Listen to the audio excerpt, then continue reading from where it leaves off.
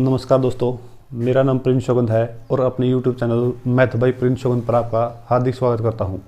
दोस्तों, सबसे पहले मैं आप सभी लोगों का शुक्रिया अदा करना चाहता हूं क्योंकि इससे जो पहले वाली वीडियो है उस पर बहुत ही अच्छे व्यूज़ आए हैं।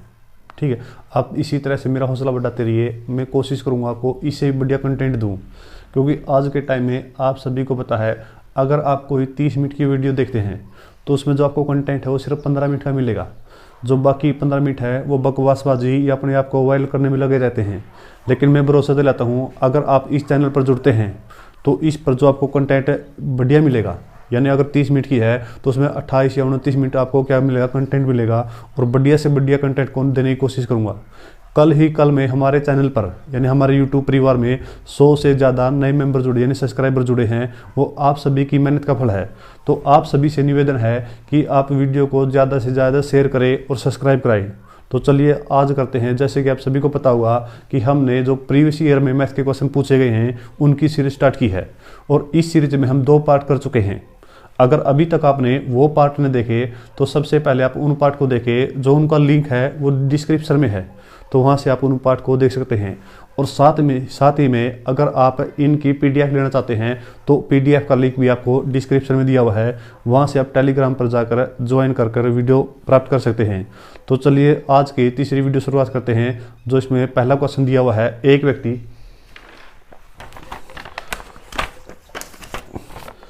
व्यक्ति अपनी वस्तु को 20% हानि पर बेचता है। यदि उसका विक्रय मूल्य 100 रुपये बढ़ा दे, उसका विक्रय मूल्य कितना बढ़ा दे, 100 रुपये बढ़ा दे, तो उस व्यक्ति को 5% का लाभ होगा। तो क्वेश्चन में पूछा है वस्तु का क्रय मूल्य क्या होगा।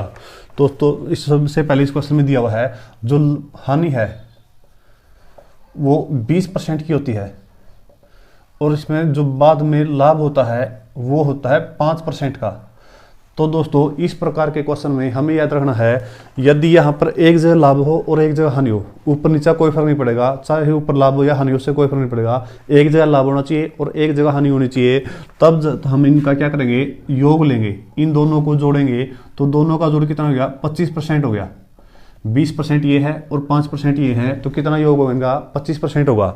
इस 25% की वैल्यू जो क्वेश्चन में रुपए दिए हुए हैं उसके बराबर रखनी है। तो क्वेश्चन में रुपए दिए हुए 100 रुपये, तो 25% की वैल्यू कितनी होगी, 100 रुपये होगी। इस क्वेश्चन में पूछा है वस्तु का क्रय मूल्य। तो दोस्तों, आप सभी को मैं बताना चाहूंगा कि जो प्रतिशत में क्रय मूल्य होता है वो 100% होता है। कितना होता है, 100% होता है। यदि हमें 25% की वैल्यू का पता है, 100% की वैल्यू निकालनी है, कितनी वैल्यू निकालनी है, 100% की वैल्यू निकालनी है। तो इसके लिए क्या करेंगे, हम यह देखेंगे कि 100 25 का कितने गुना है, 4 गुना है। 100 है जो 25 का 4 गुना है, यानी 25 की 4 के साथ गुणा करें तब जाकर 100 आएगा। तो जितने गुणा यहाँ पर है उतने गुणा 100 के साथ करेंगे, उतने ही गुणा क्या करेंगे, 100 के साथ करेंगे। यहाँ पर 4 गुना है तो यहाँ पर भी 4 गुणा करेंगे। तो इस वस्तु का जो क्रय मूल्य है वो कितना आएगा, 400 रुपये आएगा। यानी जो उस वस्तु का क्रय मूल्य है वो कितना आएगा, 400 रुपये आएगा। मुझे उम्मीद है यह क्वेश्चन आपको समझ में आ गया होगा। इसमें एक बात और याद रखनी है, अब इस क्वेश्चन में क्या दिया हुआ है, एक जगह लाभ है और एक जगह हानि है। तो मैंने बता दिया है कि दोनों का जोड़ लेना है। अब किसी बच्चे के मन में यह भी डाउट आ सकता है, क्योंकि मैं ऑफलाइन क्लास में समझाता हूं तो मुझे पता है कि बच्चे किस प्रकार के डाउट हो सकते हैं। तो एक बच्चे के मन में यह डाउट आएगा कि अगर दोनों जगह लाभ हो या दोनों जगह हानि हो तब क्या करेंगे। तो मैं आपको बताना चाहूंगा, अगर एक जगह लाभ और एक जगह हानि है तो जोड़ना है। यदि दोनों जगह सेम वैल्यू दी हुई है, यानी चाहे दोनों जगह हानि हो या दोनों जगह लाभ हो, तब इनका अंतर लेंगे। तब क्या लेंगे, अंतर लेंगे। बाकी की जो प्रोसेस है वो सेम रहेगी, उसमें कोई फर्क नहीं पड़ेगा। ठीक है, तो इस तरह से हमको याद रखना है, एक जगह लाभ एक जगह हानि है तो दोनों का जोड़। अगर दोनों जगह लाभ और या दोनों जगह हानि हो तब जाकर इनका क्या लेना है, अंतर लेना है। इस तरह से हम इन क्वेश्चन को कर सकते हैं। मुझे उम्मीद है यह क्वेश्चन आपको समझ में आ गया होगा। चलिए नेक्स्ट क्वेश्चन पर चलते हैं।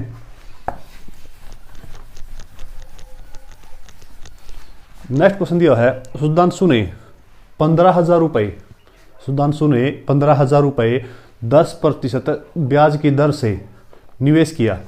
यदि ब्याज की दर 6 माही हो, कितनी हो, 6 माही हो, चक्रवृद्धि होती हो, तो एक वर्ष में उसको कितनी राशि प्राप्त होगी। तो दोस्तों, जो यह क्वेश्चन लिया है यह चक्रवृद्धि ब्याज से लिया गया है। किसे लिया है, चक्रवृद्धि ब्याज से लिया गया है। इसमें एक सुधांशु नाम के व्यक्ति है, उसने जो मूलधन है उसका या जो राशि है वो उसने 15,000 रुपये लगाई है। कितना लगाई है? 15,000 रुपये। और जो ब्याज की दर है वो दी हुई है क्वेश्चन में 10%। और जो समय है वो 1 वर्ष के लिए है। कितने है? 1 वर्ष के लिए है। तो दोस्तों इस क्वेश्चन में हमें एक बात याद नहीं है, जो ब्याज की दर है वो क्या दी हुई है? 6 माही है, यानी 6 महीने में काउंट होती है। तो इसमें हमें 2 बात याद रखनी पड़ेगी। 2 बात कौन सी है? यदि ब्याज की दर क्या हो? 6 माही हो, तो इसमें जो दर है, दर का आधा करना है। और जो समय है, समय का 2 गुना करना है। कितना गुना करना है? 2 गुना करना है, यदि ब्याज की दर 6 माही हो। ठीक है, दर का आधा करेंगे और समय क्या करेंगे? 2 गुना करेंगे जब ब्याज की दर 6 माही हो। जब ब्याज की दर वार्षिक दी हुई हो, कुछ नहीं करना, जो दर है वो रही रहेगी और जितना समय वो वैसा ही रहेगा।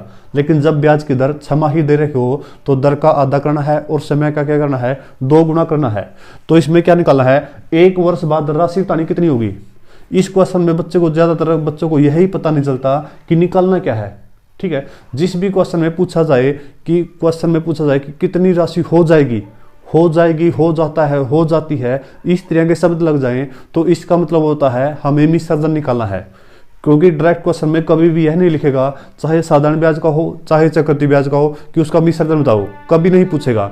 तो इसमें क्या करना पड़ेगा? हमें पता लगाना पड़ेगा कि हमें क्या करना है। जिस भी क्वेश्चन में लास्ट में यह बात लिखी पाए कि कितनी राशि हो जाएगी, तो उसका मतलब क्या है? विसर्जन निकालना है। और जो चक्रवृद्धि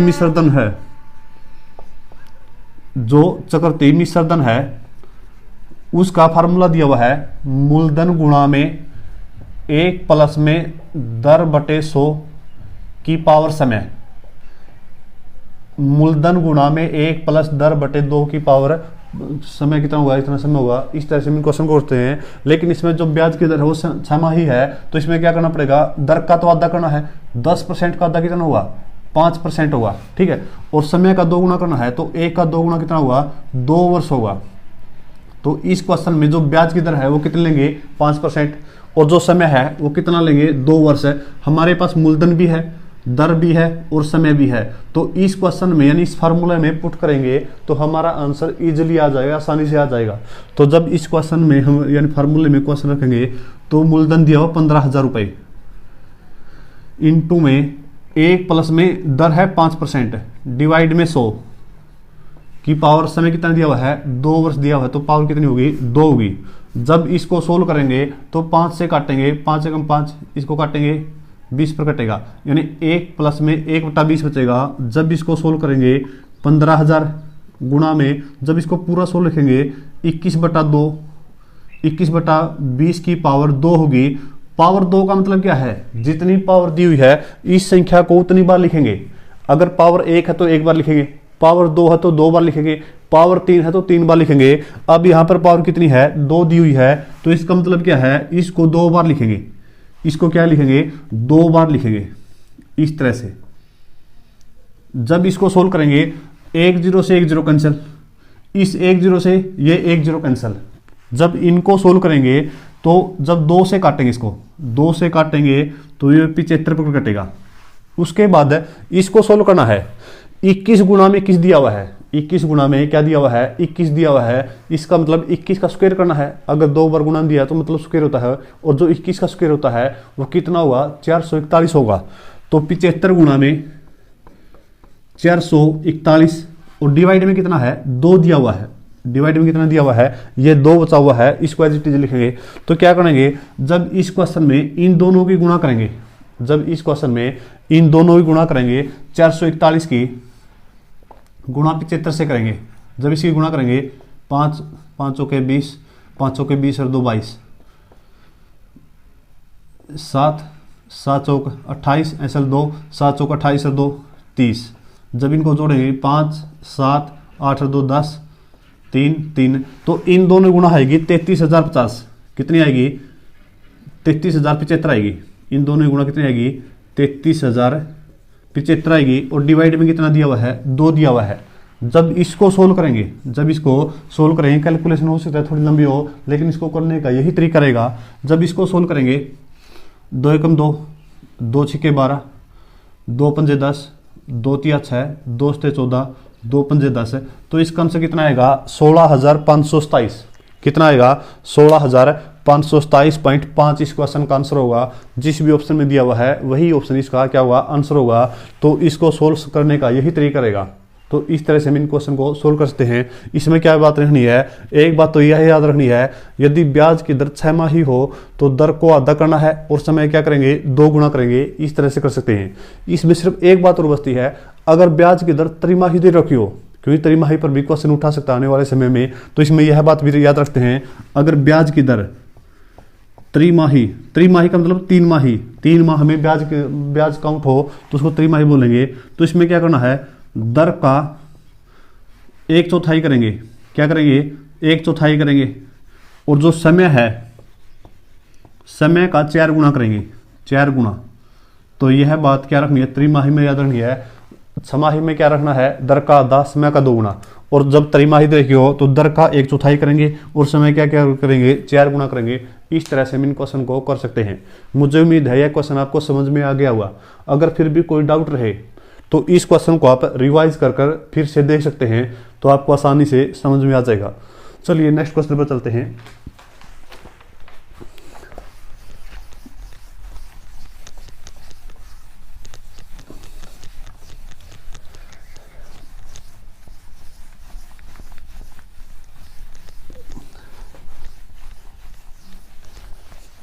नेक्स्ट क्वेश्चन दिया हुआ है,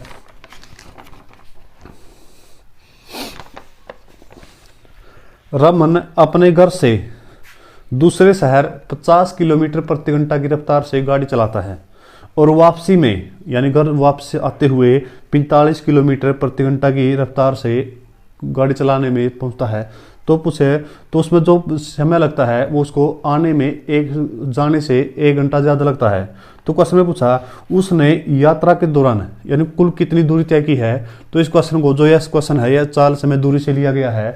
इसमें क्या है, एक रमन है, वो क्या करता है, जो उसकी चाल है,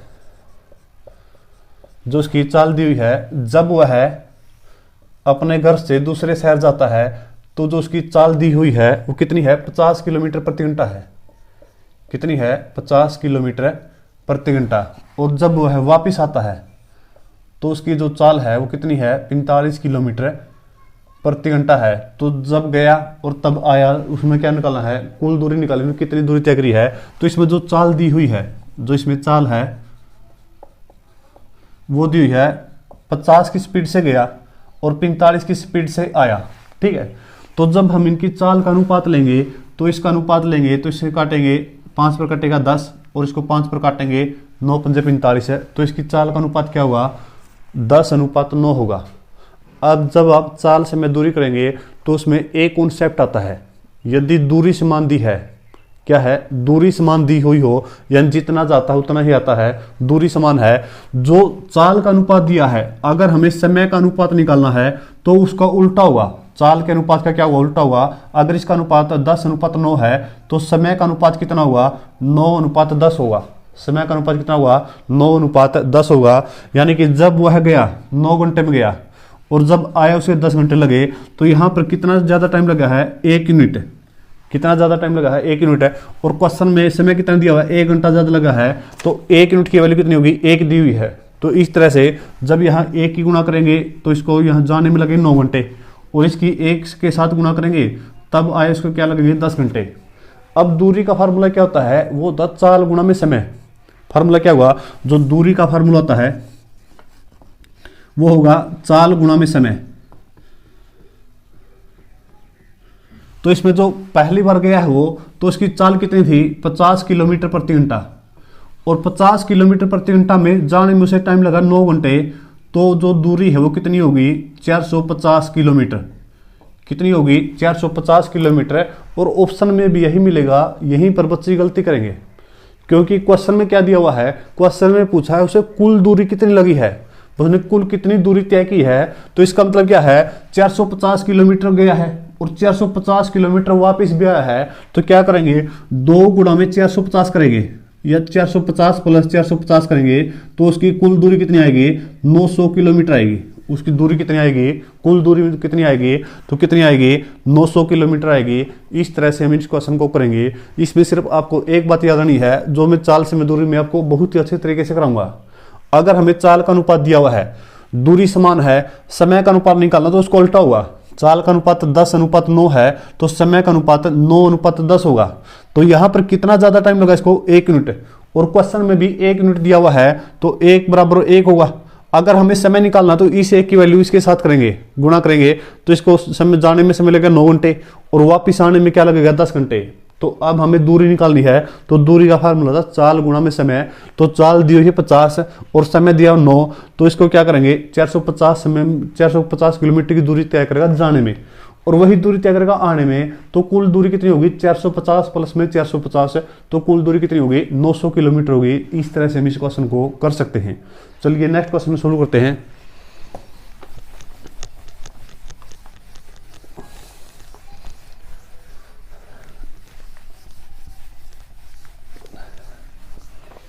नेक्स्ट क्वेश्चन दिया हुआ है, 4 परीक्षक 5 घंटे प्रतिदिन काम करके 8 दिनों में एक निश्चित संख्या में उत्तर पुस्तिका की जांच कर सकते हैं। यदि उत्तर पुस्तिका की संख्या 2 गुनी हो तो 20 दिनों में जांच करने के लिए 2 परीक्षक को कितने घंटे लगेंगे। तो जो यह क्वेश्चन दिया हुआ है यह कार्य समय से लिया गया है और कार्य समय में एक फेमस फार्मूला है M1 D1 H1 डिवाइड में W1। इसी तरह से M2 D2 H2 डिवाइड में W2, यह फार्मूला है। इस फार्मूला में जो M1 है वो होता है मैन, जो D1 है वो होता है डे और जो H1 होता है वो होता है आवर और W1 होता है वर्क यानी कार्य। इसी तरह से ये होंगे। इस क्वेश्चन में दिया हुआ है 4 परीक्षक हैं, शुरू में 4 परीक्षक हैं तो M1 की वैल्यू होगी 4 और वो कितने दिन लेते हैं 8 दिन लेते हैं और जो उनके घंटे हैं वो प्रतिदिन 5 घंटे काम करके एक उत्तर पुस्तिका की जांच करते हैं। इसी तरह से उसके बाद क्वेश्चन में पूछा है यदि उत्तर पुस्तिका की संख्या 2 गुनी हो तो 20 दिनों में जांच करने के लिए 2 परीक्षकों यानी M2 की वैल्यू है 2 दिन लगेंगे 20, तो कितने घंटे लगेंगे यदि उत्तर पुस्तिका की संख्या 2 गुनी हो। इसका मतलब अगर W1 हमने 1 लिया है तो W2 उसका 2 गुना होगा। यह जरूरी नहीं 1 ही लेना है, अगर यहाँ पर आप 10 लेंगे तो 10 का 2 गुना कितना लेंगे 20 लेंगे, उससे भी 16 होगा। तो यहाँ पर अगर हमने 1 लिया है तो यहाँ पर जो 2 गुना उत्तर पुस्तिका होगी। जब इसको सोल्व करेंगे H2 की वैल्यू निकालनी है 2 से। यदि 10 पाइप दिए हुए हैं, समान प्रकार के 10 पाइप एक टैंक को 24 मिनट में भरते हैं। यदि 2 पाइप खराब हो जाते हैं तो शेष पाइप कितने समय में बनेंगे। वो पहले वाला क्वेश्चन ही है जैसे हमने पहले किया था। तो इसमें जो 10 पाइप हैं वो किसी टंकी को 24 मिनट में भरते हैं और उसी टंकी को अगर 2 पाइप खराब होते हैं, पहले 10 थे 2 पाइप खराब हो गए तो पाइप कितने बचेंगे 8। इस टंकी को यानी 8 पाइप टंकी को कितने समय में भरेंगे, तो हमने मान लिया 30 समय में भरेंगे। तो यहां से जो 8 यहाँ पर मल्टीपल में है इस साइड आकर डिवाइड में आएगा। जब इसको सोल्व करेंगे 8 या 24 और 10 की और 3 की गुणा करेंगे 30 आएगा। इसका मतलब जो टाइम है वो कितना लगेगा 30 मिनट लगेगा। इस तरह से हम इन क्वेश्चन को कर सकते हैं। चलिए नेक्स्ट क्वेश्चन पर चलते हैं। जो अगला क्वेश्चन दिया हुआ है, नेक्स्ट क्वेश्चन दिया हुआ है एक बेलन की ऊंचाई को समान रखते हुए आधार की त्रिज्या को आधा कर दिया जाता है तो घटे हुए बेलन के आयतन और मूल बेलन के आयतन का अनुपात बताना है। तो जो यह क्वेश्चन दिया है ये 2D से दिया हुआ है यानी क्षेत्रमिति से दिया हुआ है। इस प्रकार के क्वेश्चन को कैसे करेंगे, कोई भी एक बेलन है,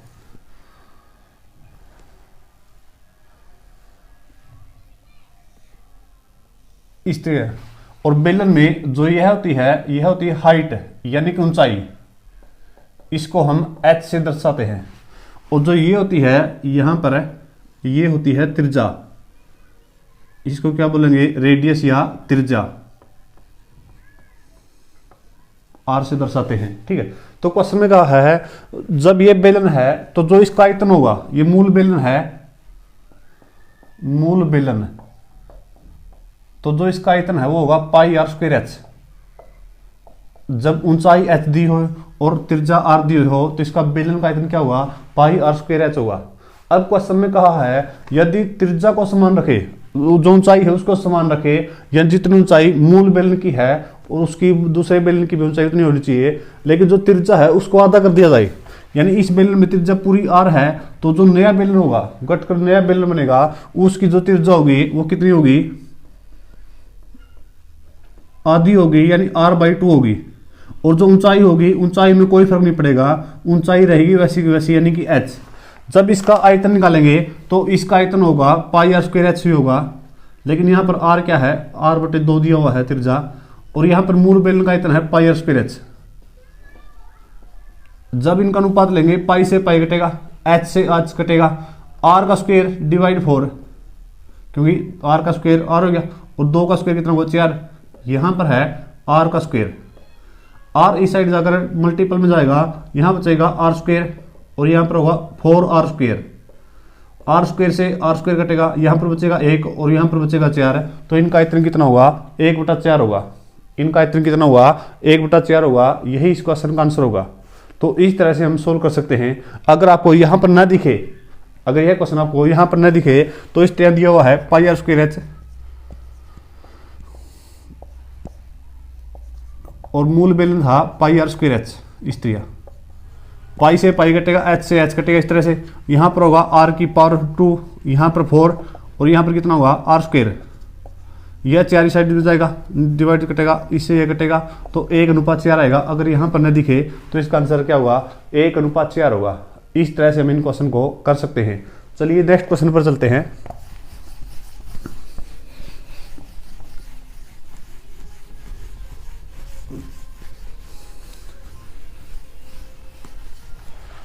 इसमें अगला क्वेश्चन दिया हुआ है,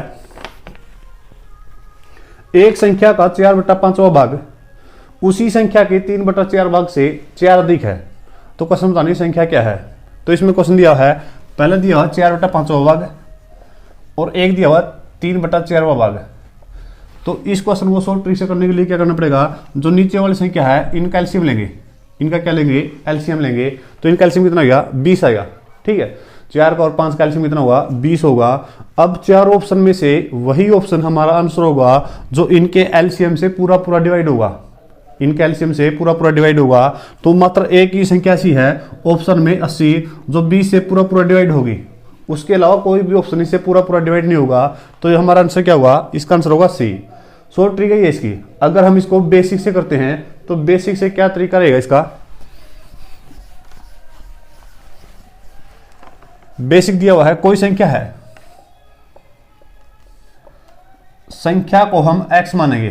तो क्वेश्चन दिया x का 4/5 का मतलब गुणा, और उसी संख्या के यानी कि x के 3/4 भाग से कितना अधिक है, 4 अधिक है, यानी इसमें से ये माइनस करेंगे तो कितना आएगा, इनका अंतर 4 आएगा।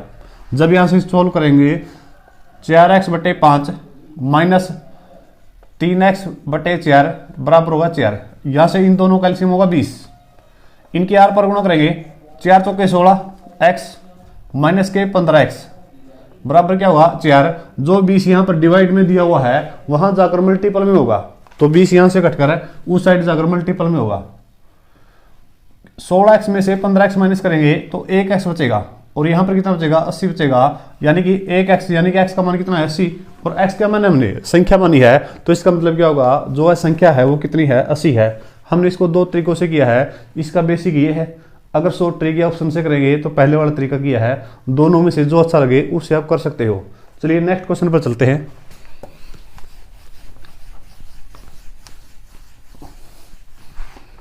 इसमें एक संख्या दी हुई है 16/19, 16/21 और 11/14।